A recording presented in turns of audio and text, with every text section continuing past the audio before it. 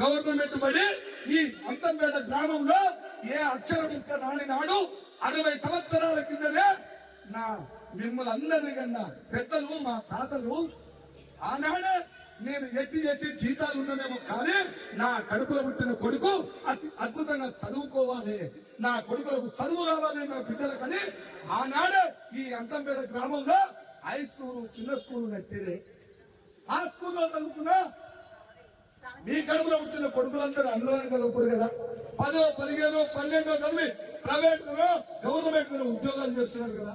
మరి ఇప్పుడు వీళ్ళ కడుపులో పుట్టిన కొడుకులని బిడ్డలని ఆ గవర్నమెంట్ బడిలో ఎందుకు చదివిస్తలేరు అంటే మనకు పైసలు ఎక్కువైనాయి. మనం ప్రైవేట్ లో చదివించడం మొదలైనాం. ప్రైవేట్ లో చదివిస్తుందంట తల్లి 14,000, 15,000 పెట్టి ప్రైవేట్ లో చదివిస్తావు కానీ ఈ అంతంపేట గ్రామంలో ఉన్న నా తాతలు ముత్తాతలు కట్టిన ఆ హై స్కూల్లో పెద్ద టీచర్లు ఉంటే వాళ్ళ దగ్గర చదివించాం తల్లి. ఏ రోజైనా పేరెంట్స్ మీటింగ్ పెడితే ఏ తల్లి పోయి అడిగింది? పోయినావా మన ముఖానికి? నేను ఇక్కడే అడుగుతా, ముఖమే అంట మన ముఖానికి. ఓ తండ్రా ఓ తల్లి ఆ గవర్నమెంట్ స్కూల్ పోయి ఏంది మేడం నా పిల్లవాడికి నీ బడికి పంపిస్తే నా పిల్లవాడికి చదువు ఎందుకు వస్తుంది అని ఈ సార్ని అడిగినవా? అడగలే. అడిగాం మనం. ఎందుకు? వాళ్ళు గవర్నమెంట్ మనం ఎందుకు అడుగుతాం? వాళ్ళు ఉత్తుగా 7, 8 చదివి వచ్చిన వాళ్ళు వాళ్ళని ఎందుకు అడుగుతాం మనం? ఎందుకు అడుగుతాం అంటున్నా? అడిగిన టీచర్ని అడిగిన తల్లి లేదు తండ్రి లేడు. అందుకనే ఇక్కడ ఉన్న ఆ కొద్దిగా చెక్ చేస్తే దొరికితే ఆ చదువు క్లారిటీగా నాకు కనపడలేవు కానీ ప్రతి గ్రామంలో 100% నిజంగా ప్రజలు గుర్తిస్తున్న ప్రతి ప్రశ్నకు 90% మంది బడులు చెప్పట్లేదు. వాస్తవానికి 10% చెప్తున్నారు. అది వాళ్ళ మైండ్ లో పడి ప్రైవేట్ అలవాటు అయ్యేది.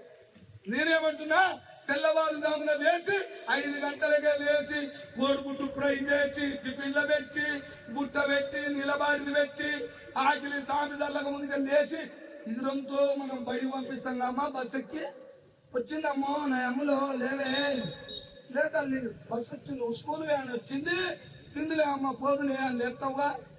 వానికి 2 ఏళ్ళు ఉండే 2 ఏళ్ళు అంగి తొడిగితే సరిగ్గా జబ్బల మీద ఉండదు, జారిపోతుంది. వాడు ఏడ్చి సస్తుంటే ఆ బస్ ఎక్కించి అద్దాల ఏడ్చి చేతి చిడుగు దుంకుదామని నాకు చూస్తాడు పోరగాడు. వాడిని పంపించి తలవేతంగా ఈ ఊళ్ళో పడి ఉంది కదా, ఈ ఊళ్ళో ఉంటాయిగా ఓ అంగన్వాడు, ఓ చిన్న స్కూలు, ఓ పెద్ద స్కూలు ఉందిగా. ఇది పెద్ద గ్రామంగా ఆ స్కూల్కి పోయి ఈ 10 మంది టీచర్లని ఎందుకు అడగలేదు అంటున్నా. 2 ఏళ్ల పిల్లవాడిని పంపిస్తే తలకాయ తిని ఆ బడికి పంపిస్తే ఏ అని 7 ఏళ్ళు పెట్టిందట. ఏ అంటే ఏడాది పెట్టి 14,000, 15,000 కడుతున్నావా ప్రైవేట్ లా? ఆడ ఏడాది అంటే మళ్ళీ ఆ చదువు కట్టుందో ఒకసారి ఏమో ఎల్కేజీ అట 1 సంవత్సరం, మళ్ళీ ఇంకో సంవత్సరం అట యూకేజీ అట, మళ్ళీ ఇంకో సంవత్సరం నర్సరీ అట. ఈయన 3 ఏళ్లకు 3 సంవత్సరాలు ఈ తెలివి కళ్ళ తల్లి తెలివి కళ్ళ తండ్రి 14,000, 15,000 కట్టి ప్రైవేట్ కు పంపిస్తున్నా. తల్లికి దండం. ఆమె దండం పెడదామని వచ్చిన ఈ ఊరికి నేను మీ తెలివికి. అయ్యా ఈడ బడి ఉన్నది, ప్రభుత్వ బడి ఉన్నది, దీన్ని కాపాడాలి. ప్రతి తండ్రి ప్రతి తల్లి ఈ బడిలో ఉన్న సార్లని మా పిల్లలకు చదువు ఎందుకు వస్తలేదని అడగమన్నారుగా, బాధ్యతగా చెప్పారు కదా. మమ్మల్ని నమ్మండి అన్నదిగా మేడం, మమ్మల్ని నమ్మండి. 1 సంవత్సరమే చూడండి, మళ్ళీ సంవత్సరం చూడకూడదు. మా చదువు వస్తేనే చూడండి, మా పిల్లలు మేము చెప్పిన పిల్లలు నెంబర్ 1 పాస్ అయితేనే చూడండి అనే మాట మీ ముందే ఇచ్చారా. ఒకవేళ మీకు మాట ఇచ్చి ఒకవేళ తప్పుకున్నా నేను ఊకుంటాను. సార్లను ఎట్లాడుతాను నేను అడుగుతా, కానీ మీరు పంపించాలి కదా. అందుకనే మన పిల్లలని ఈ గవర్నమెంట్ బడికి పంపించి ఈ ప్రభుత్వ పాఠశాలని బంద్ చేయొద్దు. ఒకవేళ బంద్ అయ్యే కాలం వచ్చిందనుకో, అది బంద్ అయిపోతే దాన్ని దేవడానికి ఈ ఊరు మొత్తం కట్టగట్టుకొని పోయినా ఎవడయ్యే చేజమ నుంచి కాదు. హైదరాబాద్ ఎవరైనా ఉంటే నాకు అడిగిన మాట. అందుకనే ప్రభుత్వ బడిని ఎప్పుడు పోగొట్టకూడదు. ఎందుకు అంటే పక్కింటోడు ప్రవేశం నిర్మించినది ఇతరులకు పాటబడి ఇంటి పక్కన కూడా ప్రైవేట్ చేస్తే ఫీజు కట్టకపోతే చేతులు కట్టించి గేటు ముందర 200 మంది పిల్లల ముందు గేటు ముందర పోయి ఇట్లా నిలబెట్టిన పిల్లల్ని. ఇది ఏ తండ్రి చూసిండు? ఏ తల్లి చూసిండు? ప్రైవేట్ బడికి పోయి చూసావా? ఏందో చెప్పనా ప్రైవేట్ లో క్రమశిక్షణ. అమ్మా ఏదో మీ బాబు బూట్లు వేసుకురాలేగా, ఒక బూట్ కారణమైంది ఏంటి, ఇలా టై పెట్టుకోలేగా, ఇలా బట్టలు వేసుకోలేగా, ఇలా రాలేగా, ఈ ఫోన్లు చేసి అడిగినందుకే ఈ తల్లి అనుకుంటది అమ్మ ఎంత మంచిగా అడుగుతుంది సారు, ఒక రూమ్ పోకుండా రోజు ఫోన్ చేస్తాడు.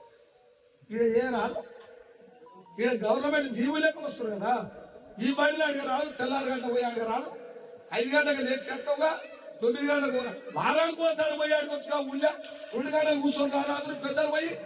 ఈ బడిలోకి ఎట్లా నడుస్తుంది? ఏమైనా ఈ బడిలో ఏమైనా పిల్లలకు కావాల్సిన మెటీరియల్ తక్కువ ఉన్నదా? మా ఊరు మొత్తం తలుచుకుంటే ఈ బడికి కావాల్సిన మెటీరియల్ మేము ఇస్తాం, కానీ మా పిల్లలకు చదువు చెప్పాలి సార్ అని ప్రతి తండ్రి ప్రతి నాయకుడు చేయొచ్చు కదా, ప్రతి నాయకుడు అడగొచ్చు కదా.